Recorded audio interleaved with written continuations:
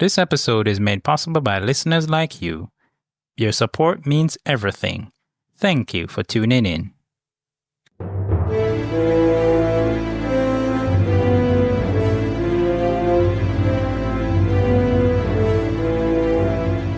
Prepare for warp speed as we embark on a voyage through the vast expanse of science fiction in movies and television series. From distant planets to alien civilizations, we delve into the heart of the unknown, unraveling the tales that have captured audiences for generations. Get ready to unlock the secrets of the universe on CodeFlix.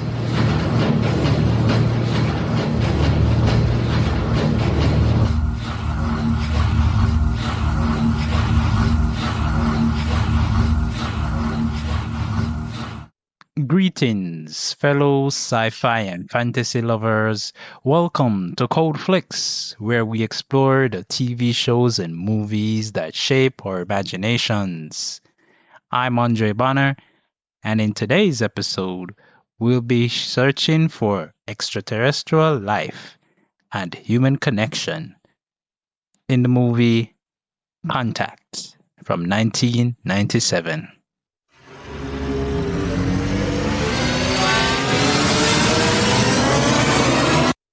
When I first watched this movie, the idea of receiving a mysterious message from deep space instantly pulled me in. It's the kind of discovery that could change everything if handled the right way. It reminded me just how important collaboration is, especially in scientific breakthroughs. If you enjoyed my episode on Arrival, you will get a similar vibe from this, but with one key difference. There's no face-to-face meeting with extraterrestrials. The protagonist, an astronomer, finds herself caught in a whirlwind of events that ultimately challenge her entire belief system. A radar signal from an advanced alien species reveals schematics for an interstellar transport device, launching her on a journey that takes her beyond the stars. But here's the kicker. When she returns, there's no proof of what she experienced. No recordings, no data, nothing to convince the world that it actually happened. Was it real or just an illusion? That question lingers long after the credits roll, making this one of the most thought-provoking science fiction films out there.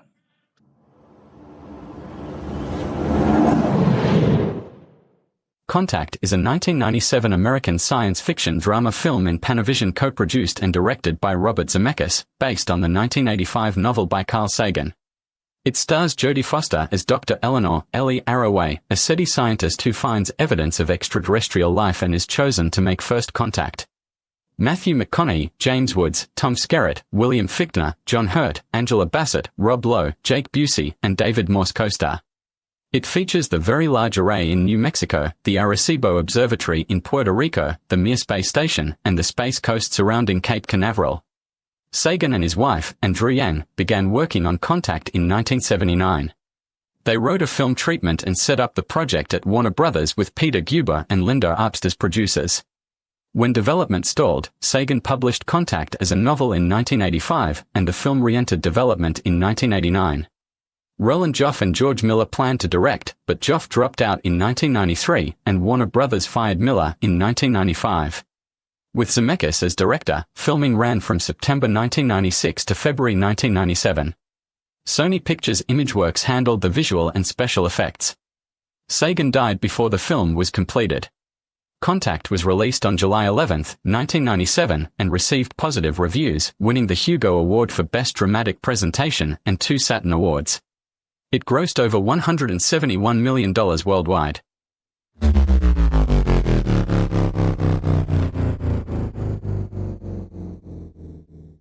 Dr. Ellie Arroway works for the SETI program at the Arecibo Observatory in Puerto Rico.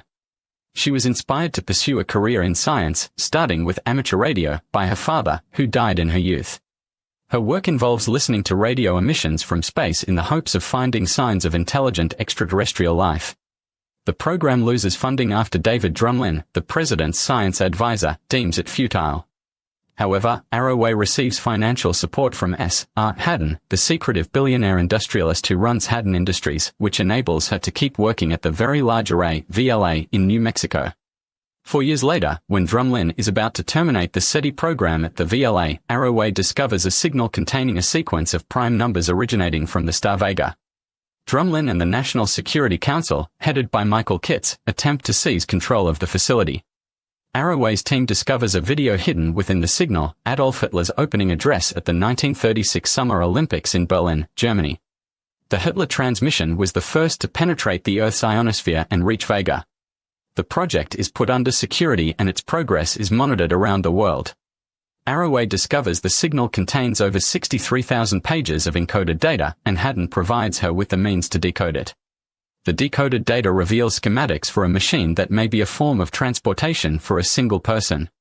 Multiple nations provide funding for its construction, which is built at the Kennedy Space Center in Cape Canaveral. An international panel will select a candidate to travel in the machine. Arroway is a leading candidate until the Christian philosopher Palmer Joss, a member of the panel with whom she briefly had a romantic relationship in Puerto Rico, draws attention to her atheism. The panel selects Drumlin.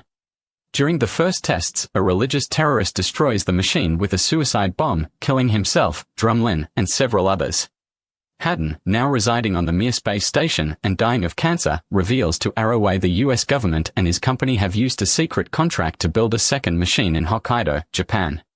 Arroway, the only American remaining among the candidate pool, will use it. Equipped with multiple recording devices, Arroway enters a pod which is dropped into the machine and seemingly travels through wormholes. She observes a radio array-like structure at Vega, signs of civilization on an alien planet, and a celestial event that makes her ecstatic. She finds herself on a beach similar to a childhood drawing she made of Pensacola, Florida. An alien approaches, taking on the appearance of her deceased father. He explains that the aliens detected humanity's radio emissions and judged them worthy of being shown a first step into the cosmos. Arroway regains consciousness in the pod. The mission control team tell her that the pod fell through the machine into a safety net and that the experiment achieved nothing. Arroway insists she was gone for about 18 hours, but her recording devices show only static. A congressional committee headed by Kitts speculates the signal and machine were a hoax designed by Haddon, who has since died. Arroway requests the committee accept the truth of her testimony on faith, saying that, while her testimony cannot be proven scientifically, it has affected her humanity. Arroway reunites with Joss, who says he believes her. Kitts and the White House official Rachel Constantine discuss the confidential information and observe that Arroway's device recorded 18 hours of static. Arroway receives ongoing financial support for the SETI program at the VLA.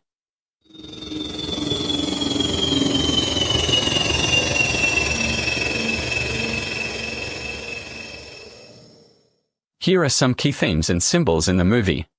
Themes in Contact, 1997. Science versus faith. The film explores the tension between scientific discovery and religious belief, questioning whether faith and empirical evidence can coexist. The search for meaning. Humanity's desire to connect with extraterrestrial life parallels the search for deeper meaning in the universe, reflecting our longing for purpose and understanding. Isolation and connection. Ellie's personal journey mirrors the broader human experience. She seeks connection both scientifically, with aliens, and emotionally, through her relationships. The power of perception. The film highlights how individual experiences shape beliefs. Ellie's journey is dismissed by skeptics due to lack of evidence, mirroring real-world debates on truth and subjectivity. Humanity's place in the universe. The discovery of extraterrestrial intelligence challenges anthropocentric views, forcing humanity to confront its significance on a cosmic scale. Government control and mistrust.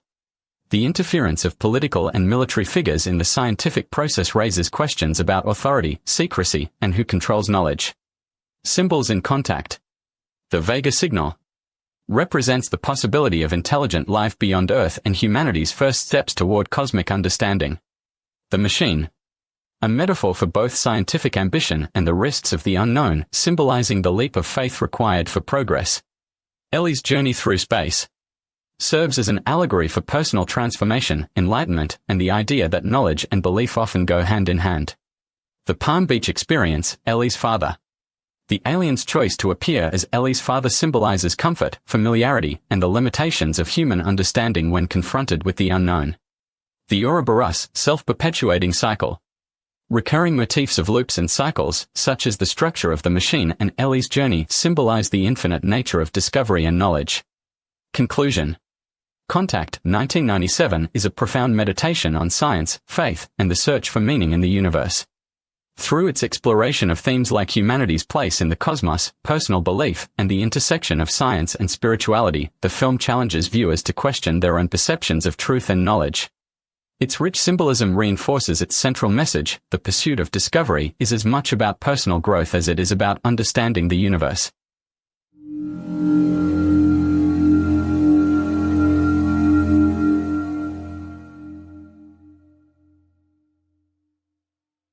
Here is a character analysis of the main figures in Contact, 1997. Dr. Eleanor Ellie Arroway, Jodie Foster. Ellie is an intelligent and determined scientist driven by her passion for space exploration and the search for extraterrestrial life.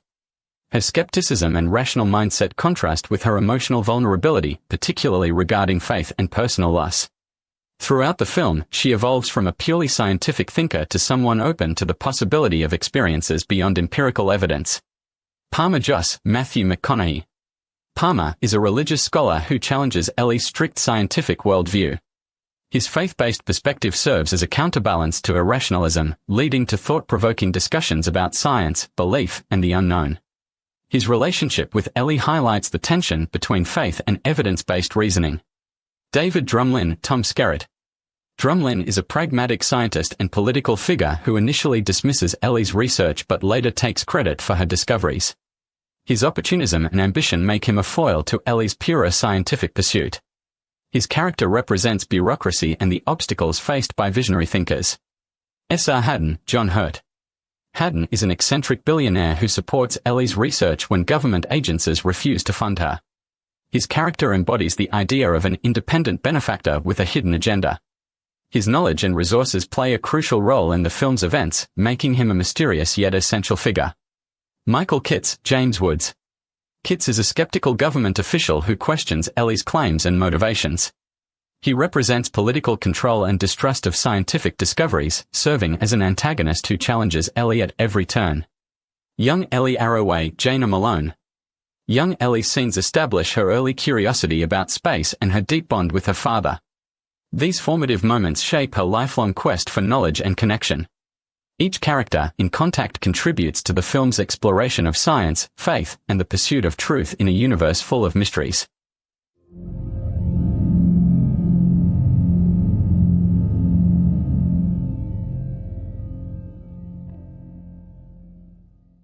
Here is a detailed overview of the production and design in Contact, 1997. Production. 1. Development. Carl Sagan and Andrew Yang developed the story as a film treatment before publishing it as a novel.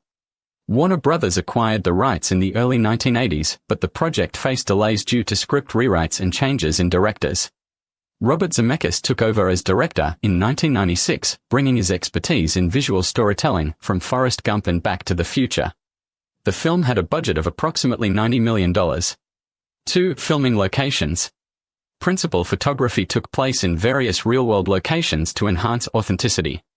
Very Large Array, VLA, New Mexico, the real-life radio observatory, central to the film's plot, was used for multiple scenes.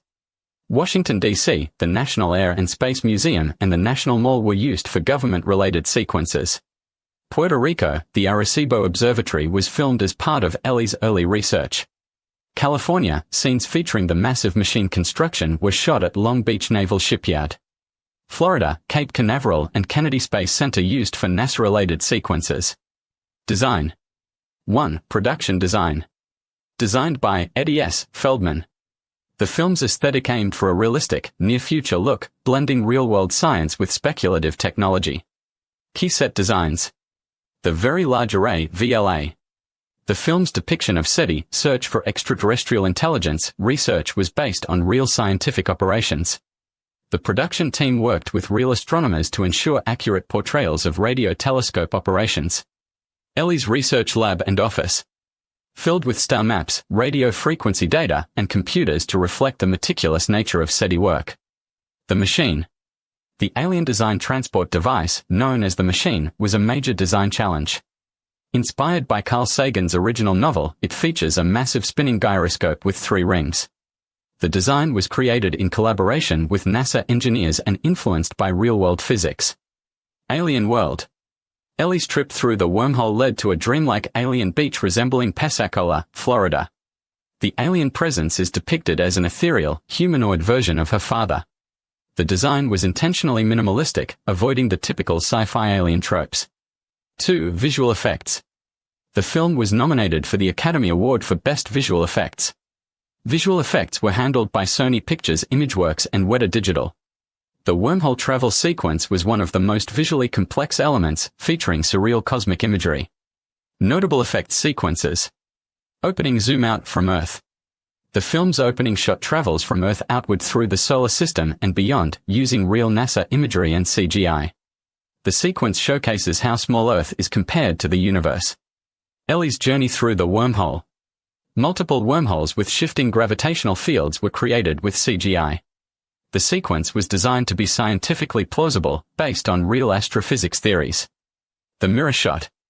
A famous sequence where young Ellie runs up the stairs and the camera reveals her reflection in a mirror. This was achieved using a combination of practical effects and digital compositing.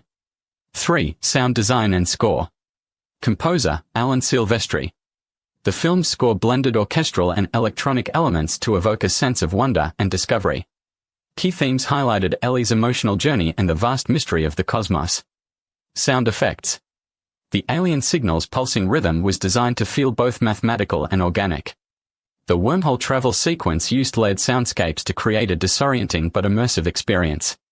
Legacy. Contact remains one of the most scientifically accurate sci-fi films ever made. The film's production design influenced later space exploration films like Interstellar. It successfully blended real-world science, cutting-edge visual effects, and compelling drama, making it a standout in the genre. So here are my personal insights and interpretations of Contact. So in the opening scene, we hear the sounds of Earth. There are some very stunning sounds, coming from Earth, and different music and voices, and we get the feeling, say, we're going to on a journey, right? That's what the filmmakers want us to believe, in this film. And we gradually move away from the Earth, moving beyond the solar system and the galaxy, right? While we get to hear almost like a sound of where the sound would have traveled. If you understand the science, the sound would have traveled over many, many years. So we would hear it going back in time as we travel further out, right? So we'll be able to pick up those signals, right? When Voyager 1 went out, right now, we are not sure where it would have ended up and what species would be able to pick up those particular clues and, signals from Earth, right? And what they would be listening to.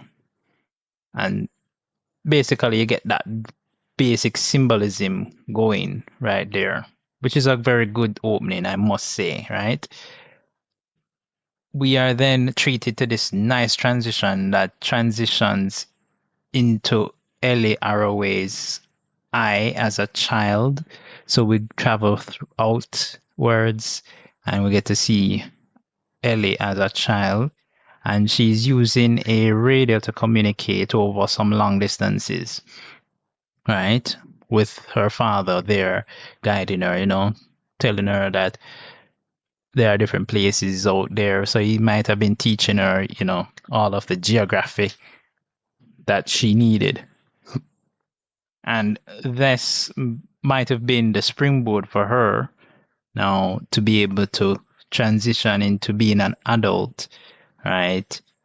Becoming a Dr. Ellie Arroway, and working at the Arecibo Observatory in Puerto Rico, right? So what we know about that in real life is that it did collapse some years ago, and I don't know if they plan to fix it, but I think, if you're gonna be continuing the search for extraterrestrial intelligence, right, which is set that up, and I think they should have something similar or even bigger, right, that would be able to do the same job.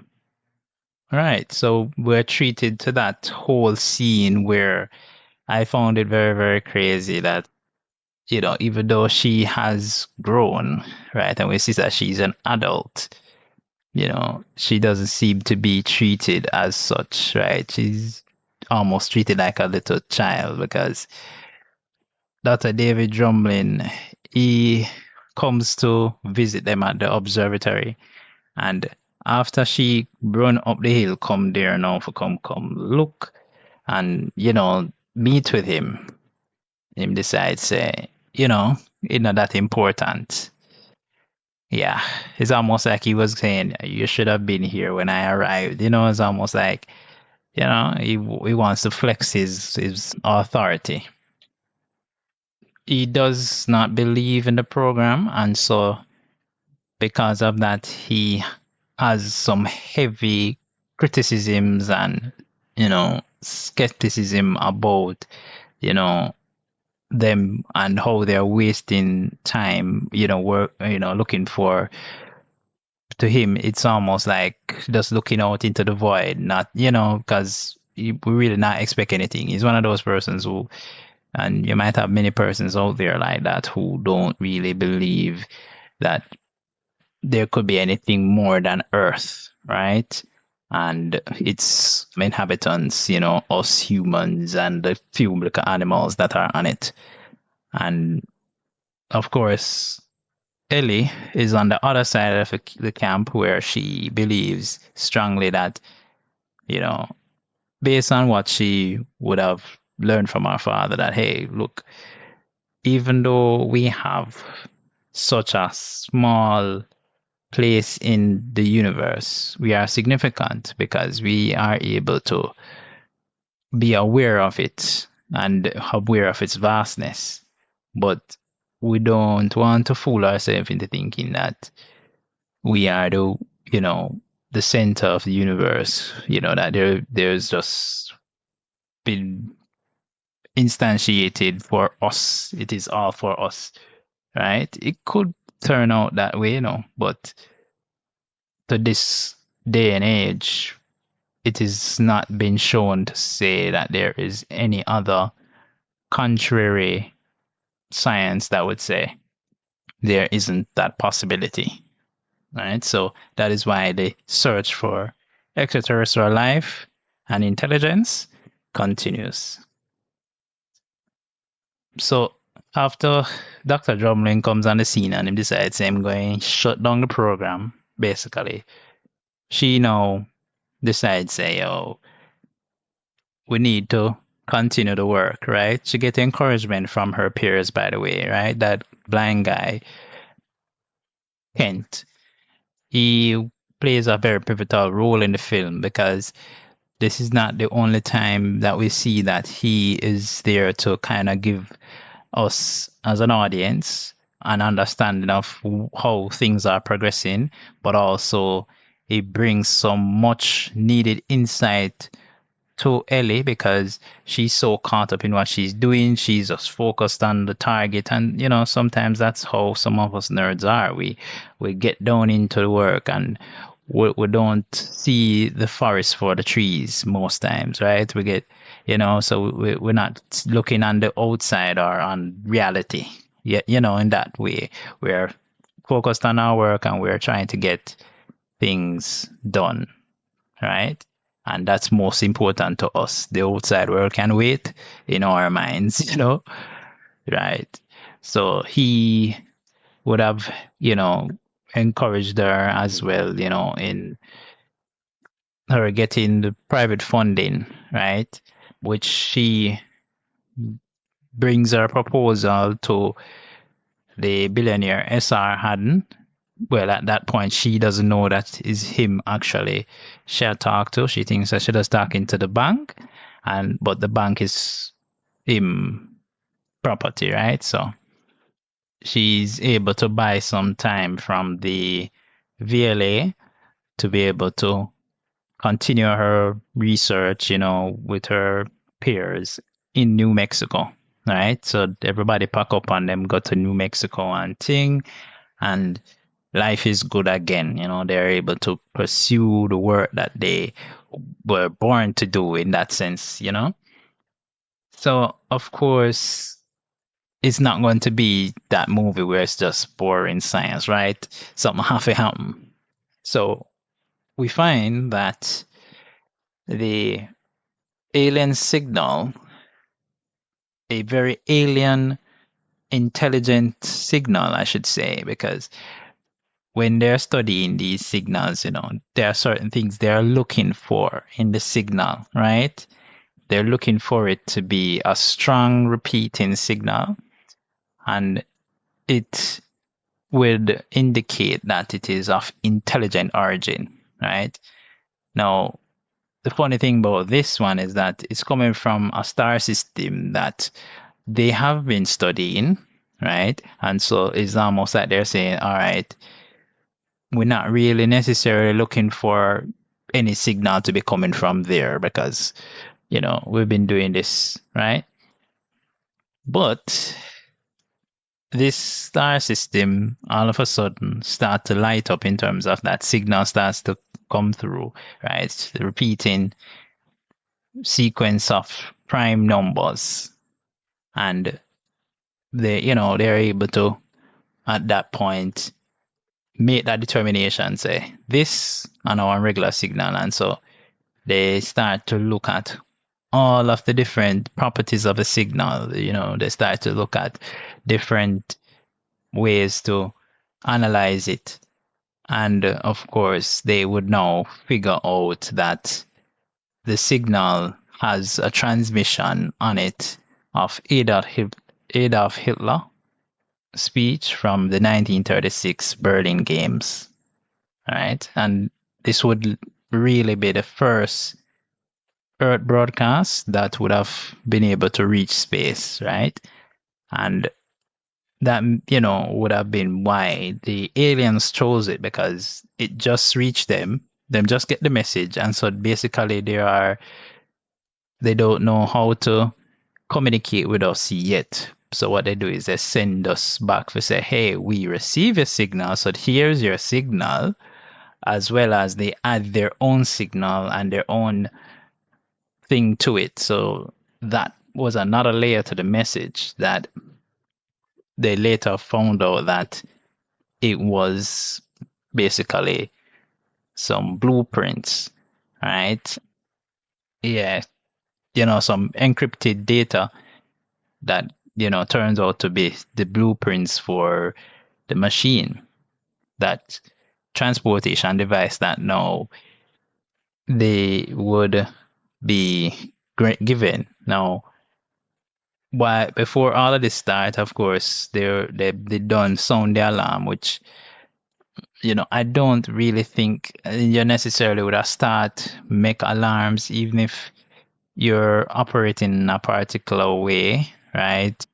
Even if you are government funded, you don't sound the alarm after you make a scientific discovery like that. What you do is that you try to find a way to ensure you have the proper results and you have repeatable observations and you have concurrent investigations being done otherwise by independent scientists around the world. Because around the world, you have, different observatories, you have telescope, you have radioscopes, right? They might not be as big as those. So even back then, it wouldn't have been a thing to say, oh, it's hard to find other persons we could reach out to and say, hey, so where I pick up one signal over there. So you want just check it out and tell me if you are getting the same thing, right? You don't have to necessarily tell them because you don't want to have them have to confirmation bias your data, right? Which is a very important thing. So them come with the data and you come with the data and say, hey, do we match up? Is what we've both been observing correlating? And that way now we can say, oh yeah, this definitely makes sense. Yeah, and after doing that for quite a while, okay, now I gotta do it overnight or within a week or a month. It's gonna take a couple time and rigorous, trying to falsify if I find out why could this be something else? Could this be a fake signal? Because it could be that somebody trying to play for fools, right? The scientific community has been under scrutiny for that many times, to say, boy, this is a hoax because you never check certain things and the data was forged. So, proper scientific studies and repeatable observations would be the order of the day. All right. Sorry for the long explanation. Just wanted to make sure that you guys understand that is what would be the practice. But yeah, I wouldn't want to not do justice to it to explain that part. So back to the movie. So they have the encrypted signal, which, as I said, would have been deciphered by S.R. Haddon. Now, S.R. Haddon turns out to be like one of them kind of genius turn entrepreneur turn billionaire, right? So he would have gotten all of his ducks in a row in terms of that. So he understands engineering blueprints and so on. So when he saw the data and they were able to assemble it to a particular point and realize, boy, it's a blueprint, but it doesn't seem to. There's no way to put the pieces together because it's almost like it comes in three pieces, right?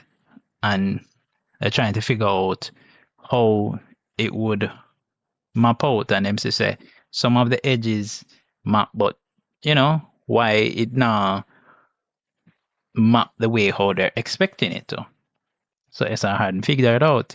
He figured out that it was actually a three-dimensional blueprint. So it's not two-dimensional like what we humans would expect it to be, right? And this would even lend credence to the idea that these aliens, these beings might be much more advanced in thinking and in so that kind of lends a lot of credence there. So it turns out to be a transportation device, and now Ellie is able to bust this now, right? One of the craziest parts in the film for me was when Ellie went in front of the president at the time, which they say was Clinton, and she was invited there. Obviously, Dr. Drumlin was there, and Dr. Drumlin take all of the credit. So they say, all right, they need to hear from the lead scientist who discovered it. That's the word. That's what they said. And when you look, you see Dr. Drumlin, I want go up and him have him cue cards ready for read off all the way him that copy from what Ellie was giving them. You can't believe that something there? I would be furious. I mean, them thing they happening in our real life for you, sometimes, you have some boss man, you work with them and thing and they would never give you credit for nothing. They don't make it just sound like so they came up with the idea all along. Them come in front of everybody and be like, yeah, it was a good thing and whatever, whatever, they make it just sound like say, it was all their idea and they didn't have any input from nobody. Nobody gave them any clue and they had it all to themselves. So that happened. Right. So I that point now we realize say, this man does really have it out for Ellie in that way, right? So of course this would have been before Haddon would have contacted Ellie. Now so when Ellie bring the blueprints them and show them say, yeah, it actually worked that way there and thing. Now everybody say, and thing and let's build it.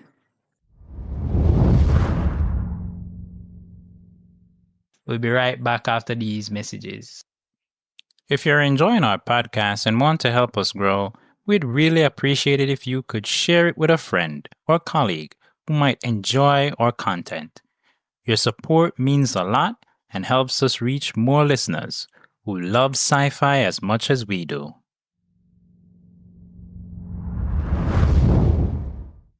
I'm wondering why let's build it is the next thing, right? And again, being a nerd for a second, you can't just see a blueprint, take it up, and just decide, say, you're going to throw millions of dollars into building something. You have no idea what it does. You just can assume, say, it's a device and it look like it's a transportation device or whatever. And you just decide, say, you're going to just build it. So,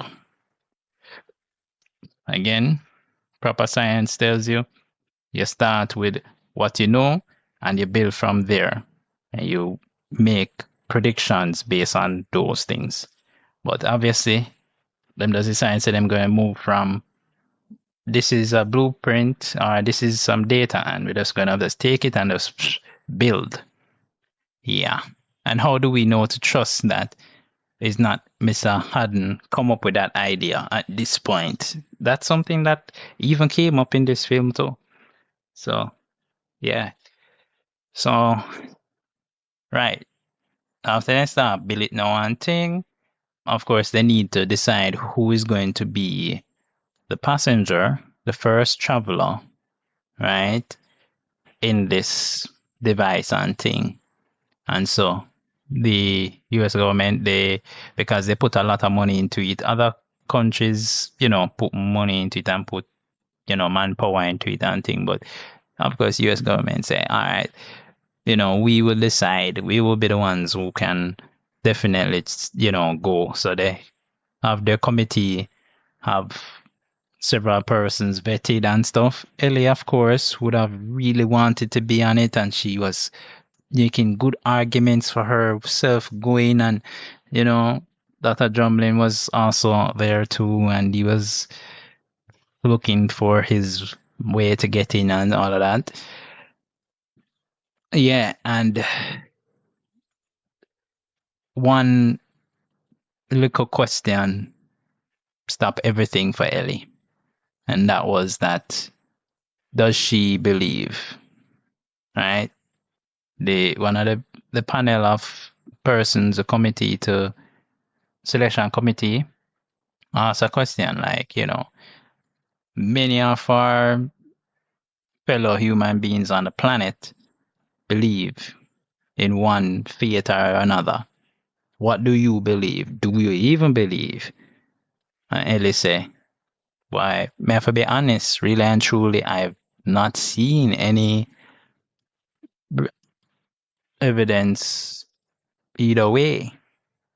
And they were like, but you need to answer the question. And I'm like, but she just answered the question. And she did say it too. And, the Bible says she answered a question. But they say, she answered questions. And of course, that didn't spell good because, it just, when Dr. Drumlin got that question, basically, he was like, boy, I believe in this thing and I'm just going to go here. And yeah, that's my impression of Dr. Drumlin. It was like, yeah, this guy does, and him does sail through because them say, all right, yeah, man, we're gonna work with you because you say you believe, and that's all we need for know about that part there, you know? Yeah, he might have been qualified otherwise. When I say, nah, knock it.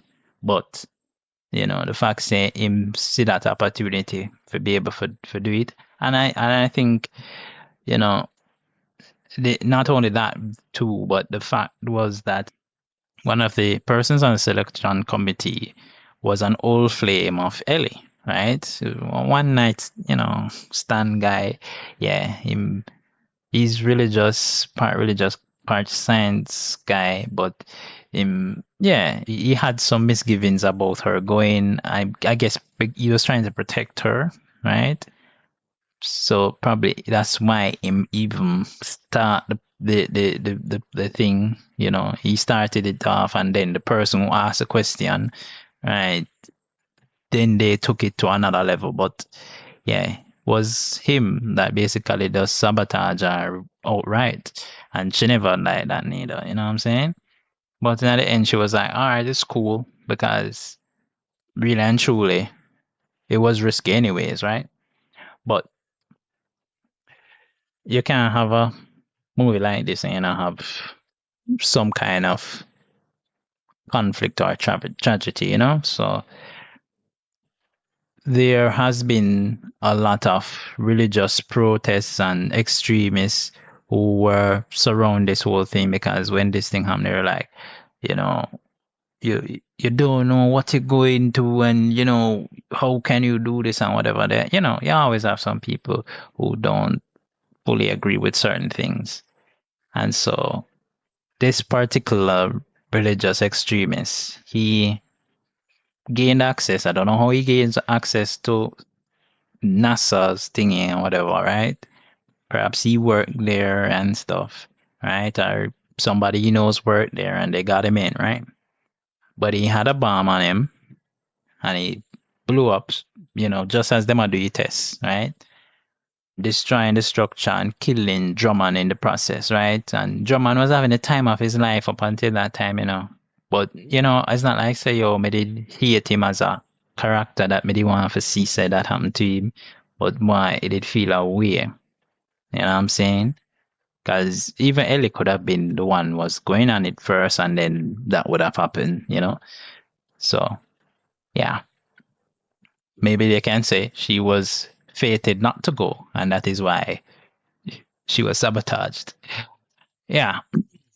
So, you know, what you love about these movies is that it doesn't just end there, right? All of the money that just go up in smoke just like that still for the US government. But SR hadn't never gonna make one machine. He make two.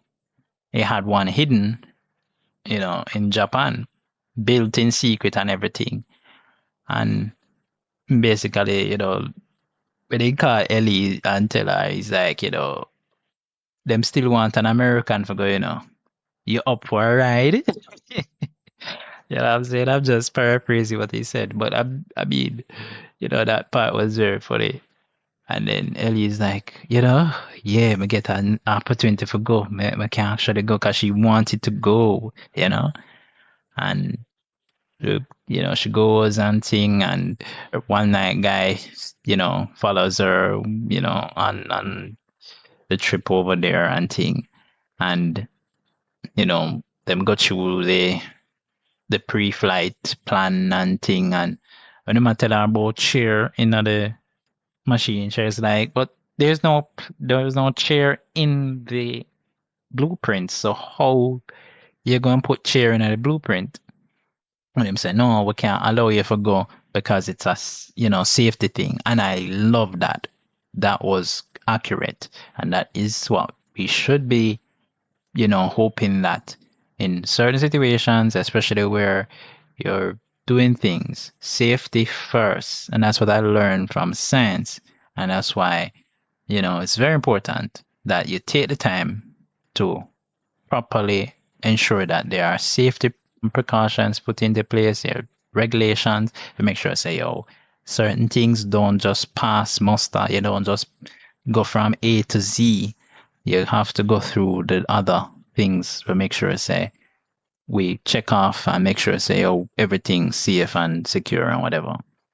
So anyway, she gets, she goes and enters the machine, and you can almost see that anticipation, all of those emotions of, you know, what will happen now, and whether anything bad gonna happen. And for security reasons, of course, only certain amount of persons are on the platform and the structure, right?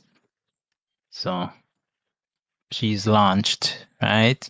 And initially when she start describe what she's seeing, you know everything does go dark on the other person them end. Them now see nothing want go on.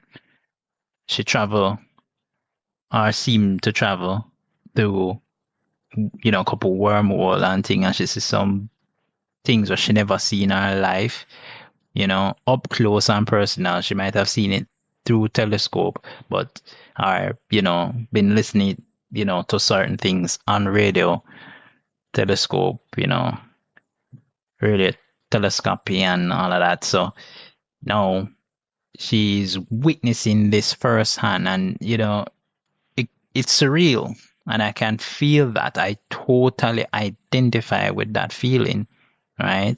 That's the feeling I get many times when I go through something that really hits me at the core, being able to see that. Yeah. She eventually sees herself going through alien planet, right? An alien world.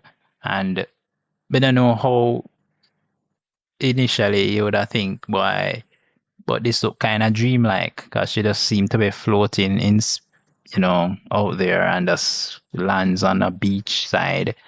And then she see her father, her deceased father, come, to her and talk to her, when she realized it's actually aliens and talk to her, it's a simulation basically. And they might communicate with her and thing. And the funniest thing is that they might say, yo, we never designed the device. We got the device designed from another race. It's like, what? So it's turtles all the way down? If you understand the reference, it's basically saying, all right, so if it's not you, then who? Then, what is above that? What is beyond that? Because who originally created this device, right? Which entity, which alien race designed it, and what were their reason, and how far back, how old is the universe? Because that is one of the questions that science still doesn't have a definitive answer, and they might have possible approximations and calculations, but yeah, it's not like exactly how old, right? So this is something that really came out in it, right? And you know Ellie being overwhelmed with all of this emotion and thing, and seeking answers and stuff. And of course it's almost like them say, hey, you have more time. They'll have time for it, basically. So it's not as in her, but like your race, human race, will have more time, because we don't need to grow up and learn. That's what I gather, right? No, so when Ellie returned, it almost seemed like, say, she dropped out of nowhere. She just dropped appearance to the persons looking on, one's in mission control and so on. Everybody saying, hey, listen, we only saw you drop. You didn't go anywhere. Right. And she's like, no, but, all of this data and all of this, and them have big government hearing, right? Kids question her, and I say, if you say you hallucinate the experience, as a matter of fact, I want to go as far as to say it's a hoax that has been orchestrated by the late, great Mr. S.R. Haddon. So we get to find out, say, S.R. Haddon has died, and at that point you get to see him in space being bagged and tagged, literally. So, you know, basically, she after concede say, yo, all of this happened, but she can't explain it outside of what she experienced and the facts. Say them now no, there's no physical evidence, nothing for say, outside of what she's saying. So it's almost like any other word that anybody could have brought to you can tell you, say, oh, I have a pink unicorn in my closet right now, and you would also have a tech woman say, but you wouldn't have to necessarily believe me because what? It's not like say we have established that there are pink unicorns, right?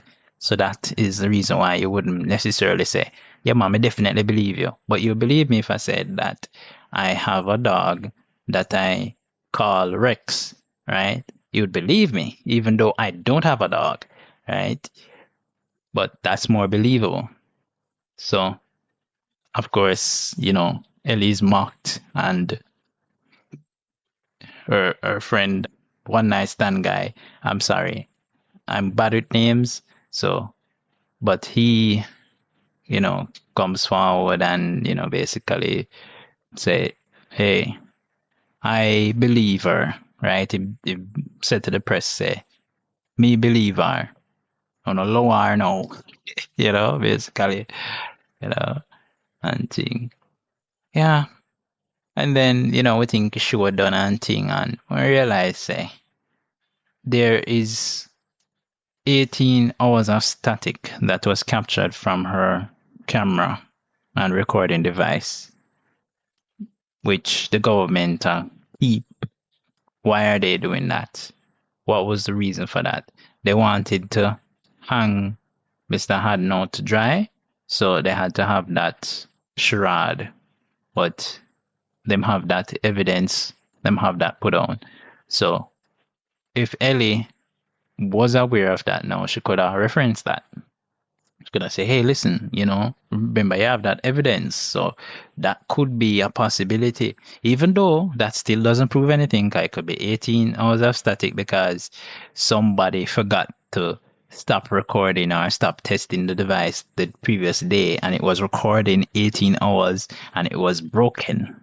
That could be a possibility too. And that would make more sense than the fact say within a couple seconds it record 18 hours. Yeah. Anyways, we get to see, that Ellie's in a good space couple months after because she has come to terms with the fact, say, she still believe that the alien life is out there and that at some point they will be able to return, they will be able to make communication again. And, she's teaching young people, which is what most scientists do, and continuing the quest, because I might do something that my grandparents would have dreamed of doing, right? And that is what we do as human beings. We pass down our knowledge and add to the body of knowledge. Yeah, the film ends with that, and I really like it. It was very interesting. And can you imagine my surprise when I saw that the movie was made for Carl, as in Carl Sagan. I don't know how many persons know Carl Sagan, but he was a great scientist, right? He even did of a television program on TV. I don't know much about it. It's only hear about it and see Neil deGrasse Tyson did a version of it, right? It's the same name, Cosmos, right? And I'm telling you, the fact say Neil deGrasse Tyson did something like that, say boy, as something valuable. At least that's what I see it as. Yeah.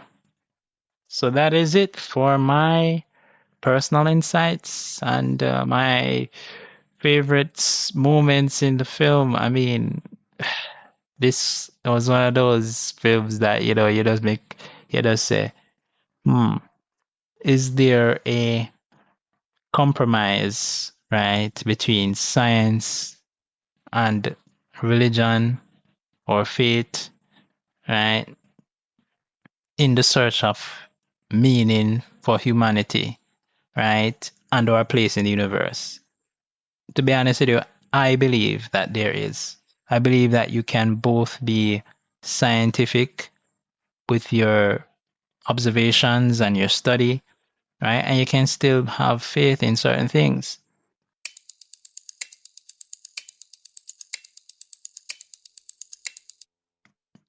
So here are my theories about some of the unresolved mysteries and plot points.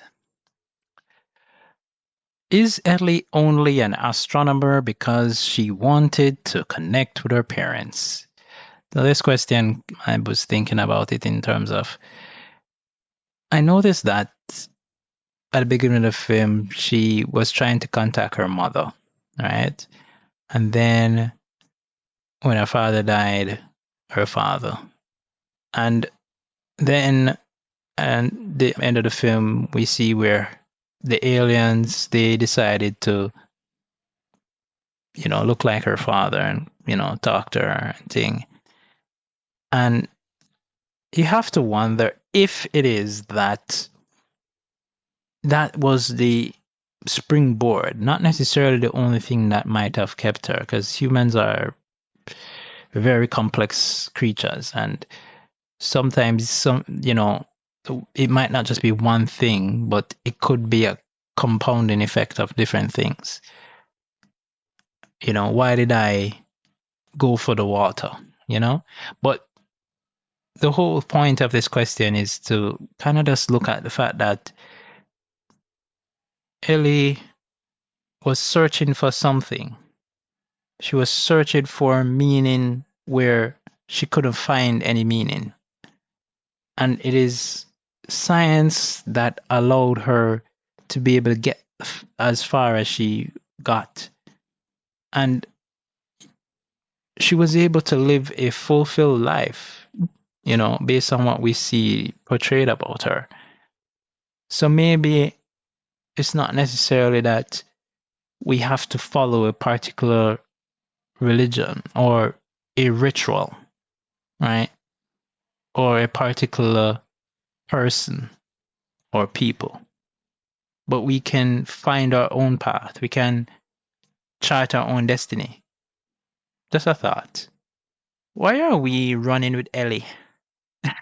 I mean, like, I saw, when that part happened, and when I watched it over the second time, I was like, where really I run with Ellie for true? Why them? They decide, so now I go make she run, go down the stairs, and I watch, and then she'll run, and then it's almost like the camera reverse direction that she end up at the medicine cabinet in the mirror, in the reflection of the mirror. It's almost like she was always there. And if you ask anybody in cinema, they would tell you that particular shot was not easy to achieve.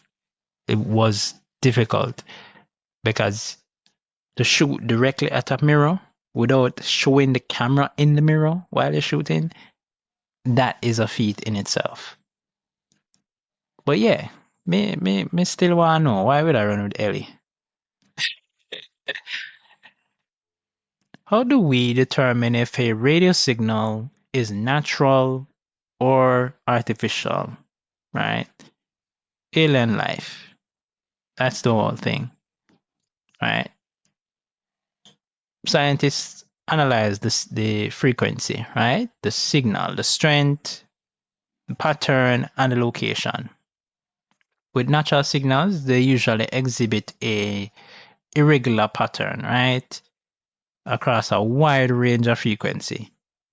While artificial signals, they tend to be more concentrated at specific frequencies with a consistent pattern and an identifiable source, like a radio transmitter or an electrical appliance, right? So, when these guys at SETI are there listening or looking at their telescopes, they are looking for those things. They're looking for the patterns, right? They're looking for the signals, right? And Carl Sagan, as a scientist, this was his field basically, and that's why this film itself was written in the way it was, because when he wrote the screenplay, and basically I write it from his experience, from what he knew. That's why this film is so accurate in that way, right? There are some gives and takes here, because it's still science fiction, but there are some accuracies in there that you can't dispel. You don't like to know why everyone a mansplain to Ellie. Hmm? And only Mr. Drumlin, even the guy where she like that guy like a mansplaining kind of thing, you know what I'm saying? All them that do kind of respectably. And then, even the blind guy, the blind guy was like, Ellie, you don't understand. You know what I'm saying? You're shutting us down. It's like, bro, you know what I'm saying? Just calm down, man. Like, yeah, it's just everybody that's, a man's played to Ellie. Ellie's just like this little girl and she don't know wagwan, she's just out there. Even the people that were up on the panel where asked questions of the candidates, she, is like, Ellie, I think what so and so is trying to explain. Like, what the heck? The lady listen, but she doesn't understand why you're asking that question. It's not that she doesn't understand the question. Like, what I'm saying? And then man's play dart so much. Anyways, is Ellie a true believer? And obviously, many persons will say no, because, you know, someone who doesn't believe in a religion or a God, how can you be a believer? But it's deeper than that, because what she believes in is she believes in the scientific process, right? Yes, she might have not fully gone in on certain ideas, and probably just like anybody else, if you ask them about something that they have never really thought about, when they might get an answer, it's not going to come out sounding the best way. But if they have thought about it, right, if they have encountered it, if they have actually lived it, them can give you a good explanation, right? And that is what a true believer is, I think. Someone who actually who has wrestled with it, they have actually thought about it. Why is it that I believe this thing? Why do I believe that if I do such and such, this will happen? Have you really thought about what you believe? That is what makes you a true believer. You're not a true believer if you just say, oh, I believe, or you sing, or you read Bible and, or any religious text that you read. You're a true believer if you can actually point to how it affects your life and what it's doing for you, and whether that belief is in relation to reality. Because if you think, say, just because you wear your lucky red socks every day, you're gonna get lucky, and you are lucky, you might think that, oh yeah man, that is a good reason. But is it the fact that you're wearing the lucky socks making you lucky? Or is it that your thought about it makes your day better for you, and so you say, oh, because my day is better, I am lucky? What is the purpose of the inquiry into what happened to Ellie?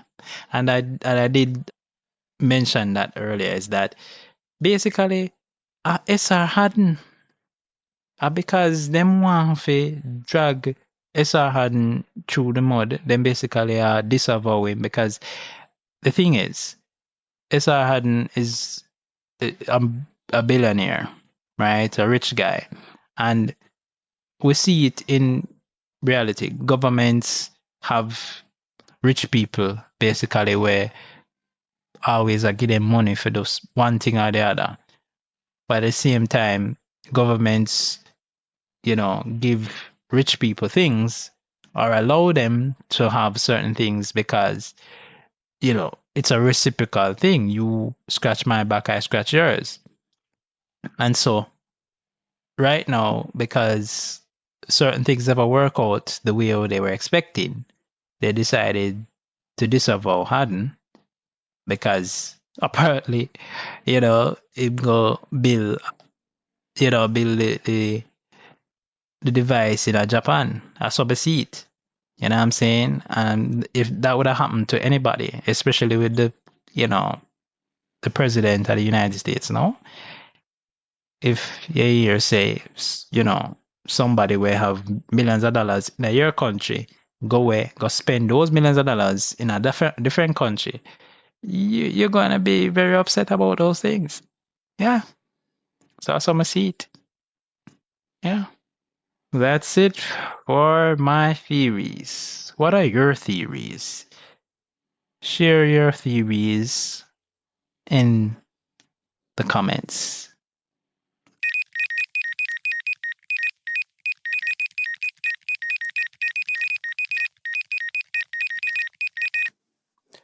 So in this episode, we looked at contact, searching for extraterrestrial life and human connection.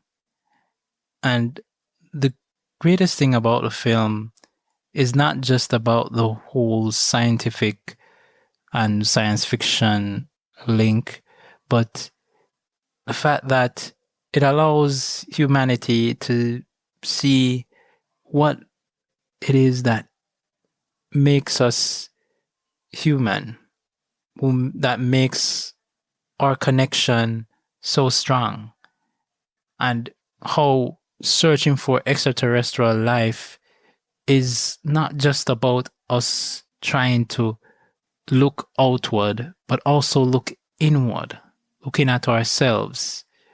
Because whatever we find out there will give us the best confirmation ever in history about what we have been telling ourselves all this time. Because we have been telling ourselves that we are this, that, the other thing. But if we encountered another species, another race, another life out there, we could compare ourselves and say, are we this? Are we that? Can you imagine? Just like, that question of, is this universe created with all its vastness just for us? Or could it be that we have come about because of how vast this universe is? That's something to think about.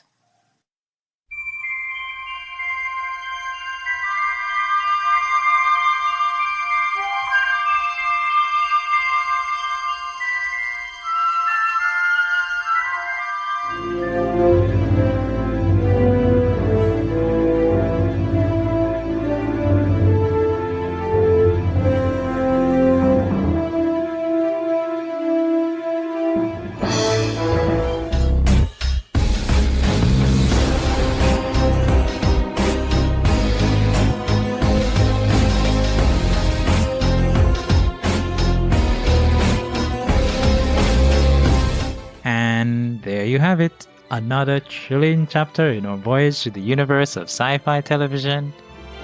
We've hit 700 downloads. Thank you for your amazing support. Now, we continue to journey towards 1,000. Every bit of engagement counts, so follow, comment, and share your thoughts.